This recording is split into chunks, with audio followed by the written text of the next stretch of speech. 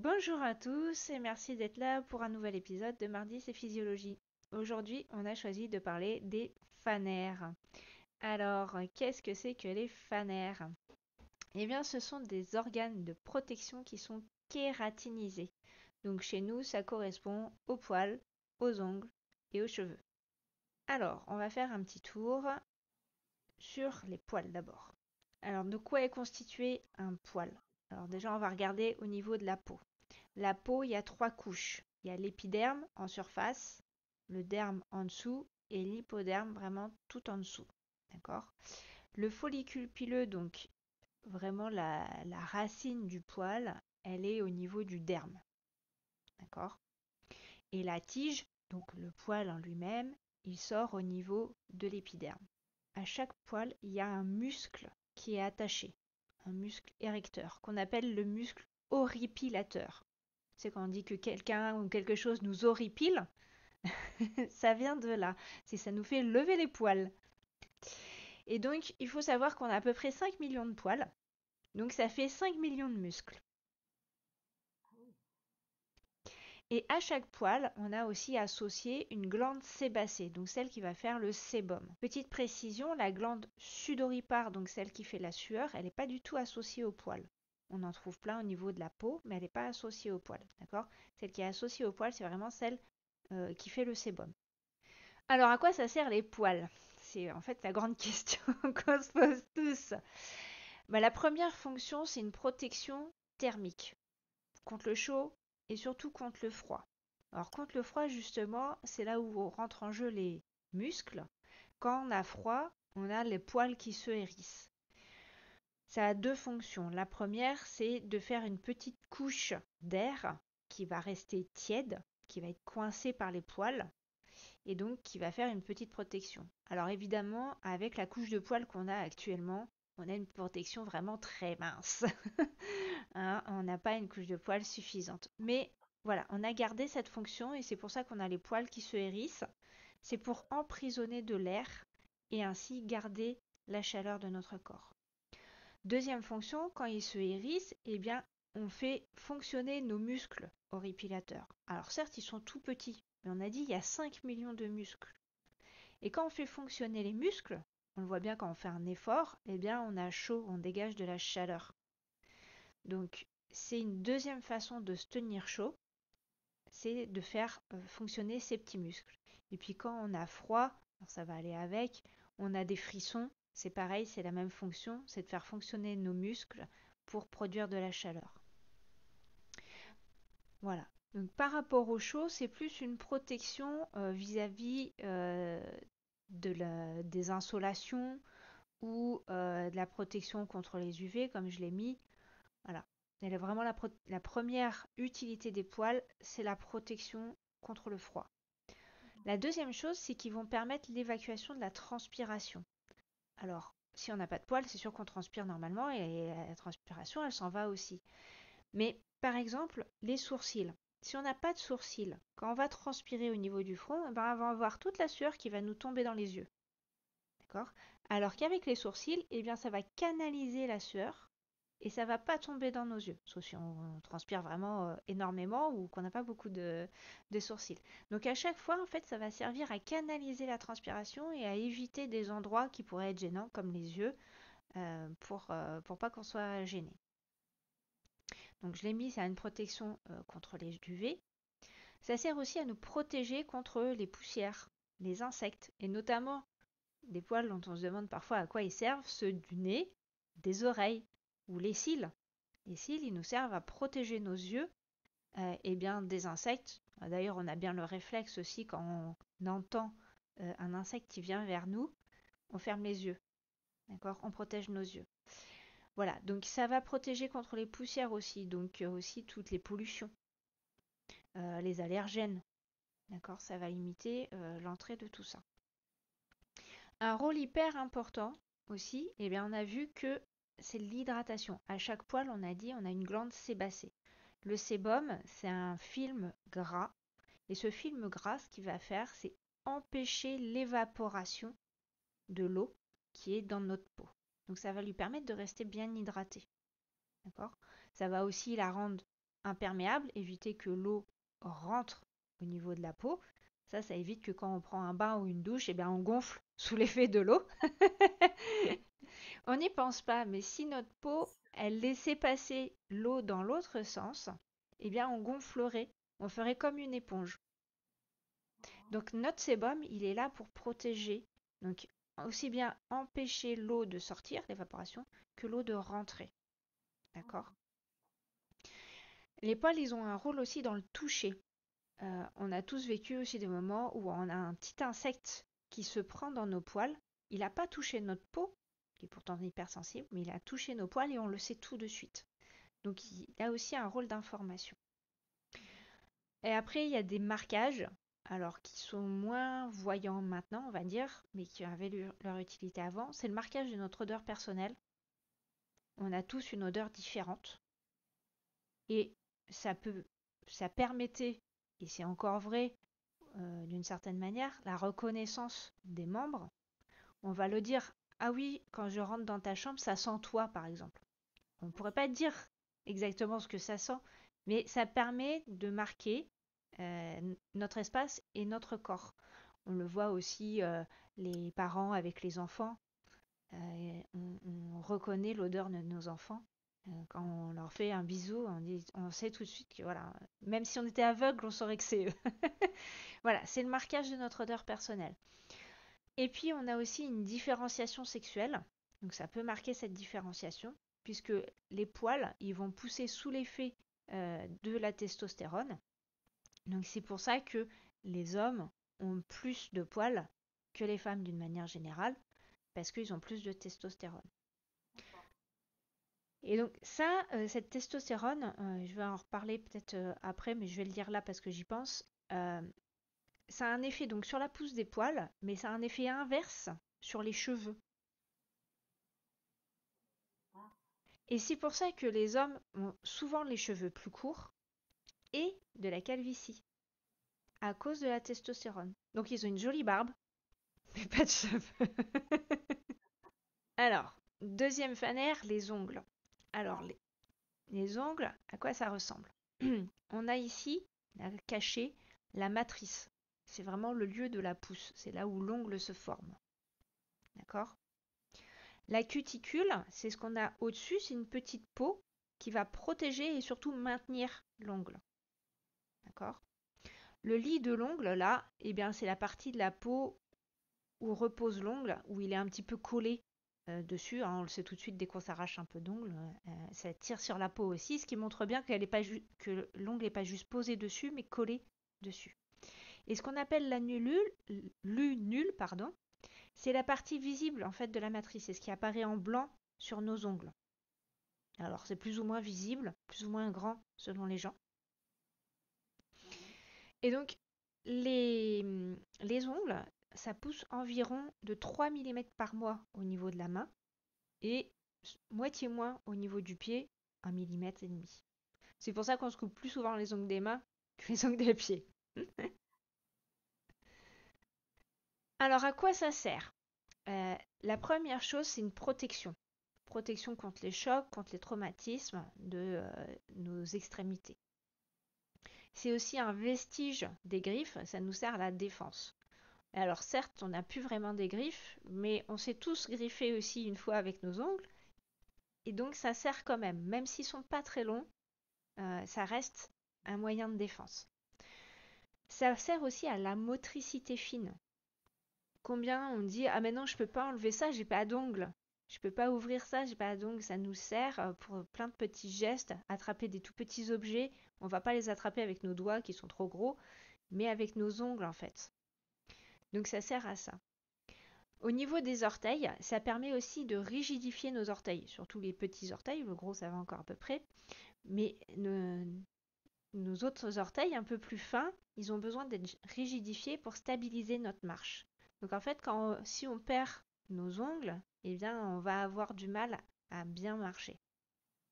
Et la dernière utilité, dernier rôle, c'est ce qu'on a mis maintenant depuis quelques années, c'est un rôle esthétique, mais c'est pas un rôle à négliger non plus, parce qu'on est des humains, c'est des êtres sociaux, et donc le côté esthétique social est très important. Le troisième type donc, de fanère, on l'a vu, c'est les cheveux. Donc au niveau de l'anatomie, on retrouve la même chose que pour les poils, hein, c'est exactement la même chose, c'est finalement qu'un poil un peu particulier, le cheveu. Donc on a la racine qui va être au niveau du derme, la tige qui sort au niveau du cuir chevelu, et on va avoir une glande sébacée qui va être associée. Et on ne le voit pas, mais il y a aussi un petit muscle, hein, on le sent bien aussi, c'est pareil quand on a froid ou quand on a peur, on sent nos cheveux qui se dressent sur la tête. C'est pas qu'une impression, hein, on a vraiment un petit muscle qui vient tirer dessus. Alors, l'intérieur du cheveu se présente comme ça, c'est concentrique. À l'intérieur, on a la partie de la moelle, donc qui est vraiment la partie vivante aussi du cheveu. Donc les cellules qui sont pas beaucoup kératinisées. Et en fait, plus on va aller vers l'extérieur, plus ça va se kératiniser. Et pour finir, au niveau de la cuticule, c'est des cellules mortes, comme la dernière couche de notre peau. Donc ce sont des cellules mortes totalement kératinisées qui protègent finalement la moelle. On a en moyenne 150 000 cheveux sur la tête. Et un cheveu, ça pousse par cycle. Dans ce cycle, il y a 3 phases. Il y a une première phase, la phase de croissance, qui s'appelle la phase anagène, où les cheveux vont pousser à peu près au rythme de 1 cm par mois. Cette phase de croissance, elle dure en moyenne 2 à 3 ans chez les hommes et plutôt 4-5 ans chez les femmes. Ce qui explique aussi la différence qu'on peut avoir de longueur de cheveux entre les hommes et les femmes. Parce que naturellement, nos cheveux vont pousser plus vite chez les femmes. Et ça, c'est dû à la testostérone. Et donc cette phase de croissance, elle concerne environ 85% des cheveux. Puis on a une phase de repos, la phase catagène, qui dure à peu près 2 à 3 semaines. Donc là où il ne se passe plus rien, le cheveu ne pousse pas, euh, il est au repos. Ça correspond à peu près à 1% des cheveux. Et puis la dernière phase, qui est la phase de chute, en fait, c'est une phase de kératinisation. Donc c'est la phase télogène. Ça va prendre à peu près 2 mois. Donc pendant 2 mois, le cheveu, là, tout l'intérieur va se kératiniser, même la moelle. Et ensuite, il va tomber. Et donc ça correspond à peu près à 14% des cheveux. Et c'est pour ça que chaque jour, on perd des cheveux. En moyenne, 50, 60, plus parfois. Et le cheveu, ensuite, une fois qu'il est tombé, eh ben, il va repousser. Parce qu'en fait, la racine, elle n'est pas tombée. Ce qu'on voit, la petite partie blanche, quand le cheveu tombe, c'est pas vraiment le bulbe du cheveu, la racine. Le cheveu, il va repousser. Il va faire, en fait, dans notre vie, à peu près 25 cycles, pardon. Hein, puisqu'on est à 4 ans, on va dire en moyenne, par cycle. 25 cycles, c'est pas mal. On aura bien vécu.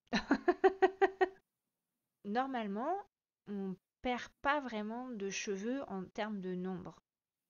D'accord? C'est les hormones après qui vont faire augmenter ou diminuer ce taux de cheveux. Et donc, principalement la testostérone. Et c'est pour ça, par exemple, que quand on est enceinte, et si par exemple on est enceinte d'un garçon, eh ben, on va produire plus de testostérone. Ce qui arrive souvent, d'ailleurs, pendant cette période-là, c'est qu'on dit, ah, mais souvent on vend la grossesse comme une période où on a de magnifiques cheveux et tout ça. Et ben ça va dépendre en fait. Et moi je l'ai vu en étant enceinte de mon fils. Et ben non, pas du tout. Mes cheveux, j'en ai perdu plein. Et surtout après. Et en fait, c'était l'effet de la testostérone. Donc après, il faut évidemment que les hormones se régulent. Ça peut prendre un peu de temps. Et c'est aussi pour ça que, avec l'âge, comme nos hormones vont chuter, on va avoir la balance entre les hormones féminines et masculines qui va être différente. Donc quelque part, on va se retrouver avec un peu plus de testostérone pour les femmes. Et c'est pour ça qu'arrivé avec l'âge, souvent on a un peu moins de cheveux, voire on les perd beaucoup plus. Ils sont plus clairsemés. Et ça, c'est l'effet de la testostérone principalement. Voilà. Après, les cheveux, ils sont aussi très sensibles à l'environnement, au stress. Les cheveux, ils vont pouvoir capter aussi tous les polluants. Donc ça va aussi jouer sur le cheveu. Alors, à quoi il sert ce cheveu? Eh bien, il a un rôle mineur, mais quand même, de protection des chocs hein, notre tête a besoin d'être protégée. Alors certes, on a le crâne qui protège notre cerveau, mais le cheveu rajoute un petit peu. Et puis selon les gens, on a une protection plus ou moins efficace. Ça sert aussi dans la régulation thermique, hein, de la même façon que les poils. Ça va drainer la transpiration aussi. Hein, la transpiration elle va avoir tendance à suivre le cheveu. Donc elle va tomber plutôt dans notre dos. Ou si on a une frange, ça va suivre un petit peu devant, mais la majorité va repartir sur l'arrière. Et le dernier rôle, c'est le rôle social, comme les ongles. Et là, pour le coup, en termes de marquage sexuel, ça a été très utilisé. Hein, les femmes avec les cheveux longs, les hommes avec les cheveux courts. C'est moins vrai maintenant, mais ça reste quelque chose de vraiment très utilisé dans la société. Et donc c'est pour ça aussi qu'il est important d'en prendre soin, comme ces ongles, parce que ça a un rôle social. Alors, justement, petite généralité sur comment on en prend soin. Déjà, si possible, on laisse ses poils tranquilles. Sinon, eh bien, il faut protéger sa peau pour remplacer le poil. Et notamment, il faut beaucoup l'hydrater. D'ailleurs, celles et ceux qui se rasent ou s'épilent le voient bien, notamment au niveau des jambes. Quand on s'épile, on a les jambes super sèches. Si on arrête de le faire, eh bien, on a beaucoup moins ce problème de peau sèche. Tout simplement parce qu'on rétablit notre film de protection et du coup, notre peau est beaucoup moins sèche. De la même façon, quand on prend une douche, quand on utilise du savon, qu'on se fait un shampoing, on va éliminer le sébum. Et donc, ça va assécher notre peau. Ça va enlever la protection qu'il y a sur la peau ou sur les cheveux. Le sébum des cheveux, là, les fameux cheveux gras entre guillemets, c'est la protection des cheveux. D'accord. Donc c'est important de les laisser. Donc autant que possible, c'est pareil, il faut éviter de trop utiliser de savon, de shampoing trop souvent. D'accord. Je dis pas qu'il faut pas se laver les cheveux, ou pas se laver, hein, mais pas la peine de le faire trop souvent parce que au final, en fait, on s'abîme la peau. Et on l'a vu, par exemple, dans la période Covid où on se lavait beaucoup les mains, où on mettait des produits dessus. Et bien, beaucoup de gens avaient des problèmes de peau hyper sèche, voire de crevasses, parce que en fait, on éliminait la protection de notre peau. Voilà. Et donc, comme les poils font partie de cette protection, il vaut mieux aussi les laisser, si on peut. Ça va protéger aussi notamment au niveau du pubis contre justement des bactéries, des virus. Ça va éviter d'avoir cette partie, la muqueuse qui va être irritée et donc qui va être plus sensible justement à des mycoses, des choses comme ça. Donc c'est pour ça que c'est vraiment si on peut, et autant que possible en tout cas, laisser ses poils tranquilles. Par contre, couper ses ongles et ses cheveux régulièrement, ça va éviter qu'ils s'abîment. Les ongles qui vont casser, les cheveux qui vont fourcher.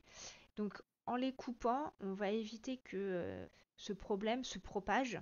Et entre autres, on va avoir au niveau des cheveux de plus jolis cheveux qui vont avoir une meilleure texture. Pas cet effet un peu paille qu'on peut avoir des fois. Ça, le signe, les cheveux paille, c'est le signe des cheveux qu'il faut couper. En prendre soin, c'est les hydrater. Hein, une hydratation interne, donc bien boire. On n'y pense pas assez, mais c'est la base. Et externe. Et là, le mieux pour tout ce qui est poils et cheveux, c'est de l'huile qui va se rapprocher finalement du sébum qu'on produit. Les huiles dites sèches, là, c'est impeccable. Et ça va permettre au... Alors, je reviens à la cuticule, là. Ça va refermer les écailles de la cuticule et donc ça va éviter justement que il s'assèche et qu'il se divise, qu'il fourche. D'accord. Donc ça c'est un moyen aussi très efficace d'en prendre soin. Et puis la dernière chose c'est l'alimentation. Donc une alimentation pour pas avoir de carence. Alors pour faire de la kératine on a besoin de protéines.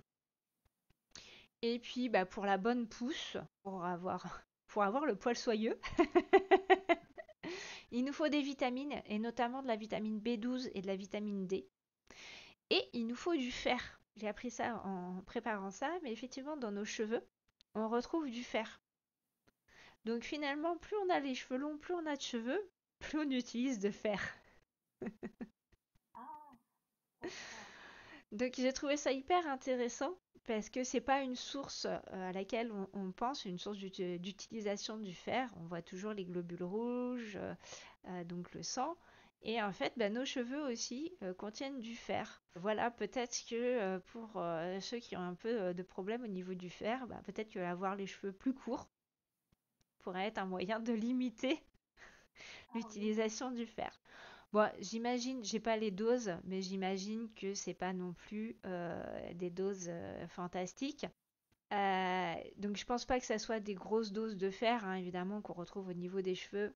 Mais bon, ma foi, parfois ça peut peut-être aider. En tout cas, je pense que ceux qui essayent d'avoir des cheveux vraiment très très longs, là, qui les laissent tout le temps pousser, ils doivent utiliser quand même pas mal de fer pour garder leurs cheveux.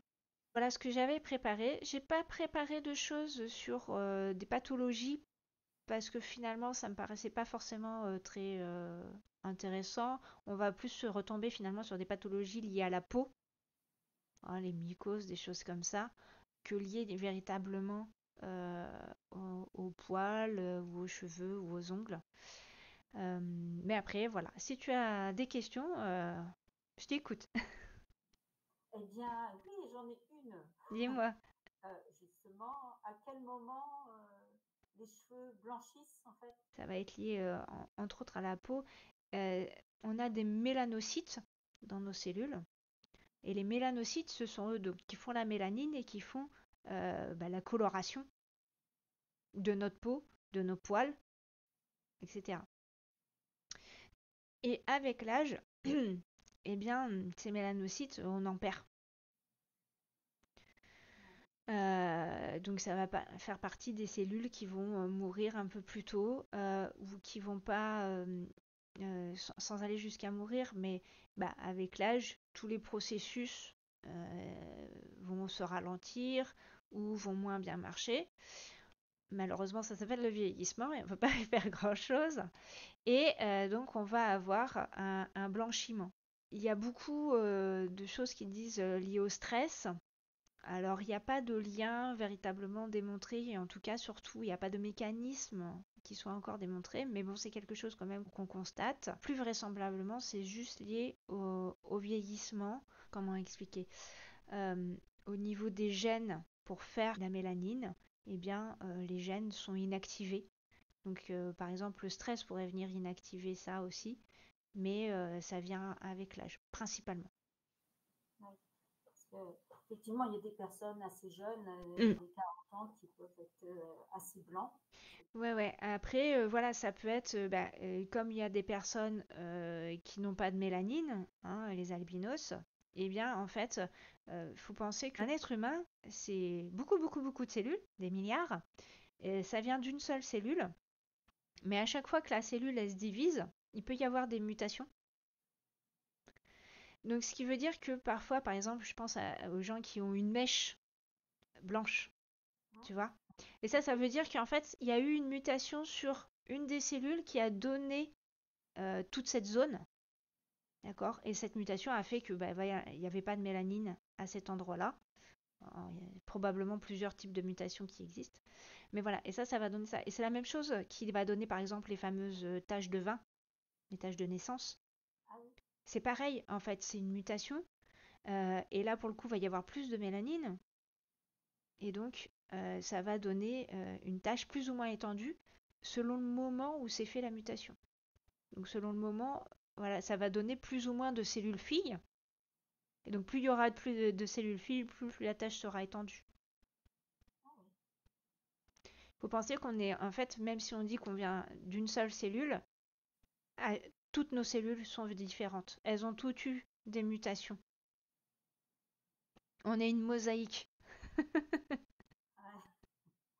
Donc c'est pour ça voilà, qu'on peut avoir des différences. Donc ce qui va donner ces fameuses mèches qui sont toujours un petit peu impressionnantes, on va dire justement chez des personnes jeunes, on va retrouver une mèche blanche. C'est assez rigolo. Voilà. D'accord.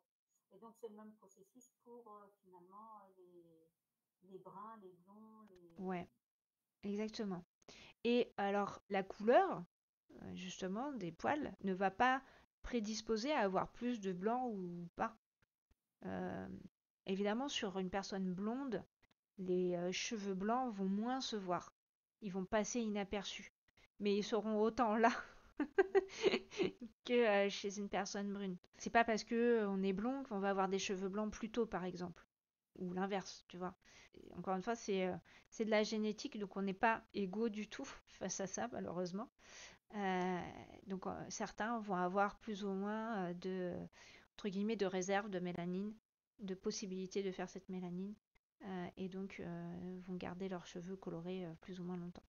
Et c'est assez impressionnant, hein. Tu as des personnes âgées qui ont quasiment pas de cheveux blancs, un petit peu. Oui, tout à fait. Ça fait drôle d'ailleurs. Ouais. Voilà, est-ce que tu as d'autres questions? Non, mais alors là, je découvre que chaque cheveu a un muscle. Alors là, Et chaque poil, ouais. ouais, ouais, non, c'est super intéressant en fait. Ouais. La peau, c'est aussi un truc très intéressant. C'est hyper complexe en fait, hein. On voit un tout petit peu sur le schéma qu'il y a là, mais déjà, bon, avec les trois couches, l'épiderme, vraiment, c'est une partie finalement où les cellules sont mortes, en fait, euh, quasiment. Tu vois là, je sais pas si tu vois bien sur le schéma, on voit une petite couche un peu grise là, Ok, tu vois, qui entoure. Ça, c'est ce qu'on appelle les cellules basales, et c'est elles qui vont renouveler à chaque fois les cellules. Donc elles d'accord, font de nouvelles cellules qui poussent les anciennes, et ces anciennes vont changer de forme, vont mourir, se kératiniser, pour donner finalement l'épiderme qui va nous protéger, et qui va finir par tomber, hein, parce que c'est pareil, on s'en rend pas bien compte, mais on perd des quantités de cellules, de peau, chaque jour qui est astronomique, hein. Voilà, et tu vois, donc on les retrouve aussi là qui entourent le poil parce que ça va donner aussi les cellules tout autour, on s'en rend pas compte, mais voilà, il n'y a pas d'espace vide en fait. Tout est occupé, oui. d'accord?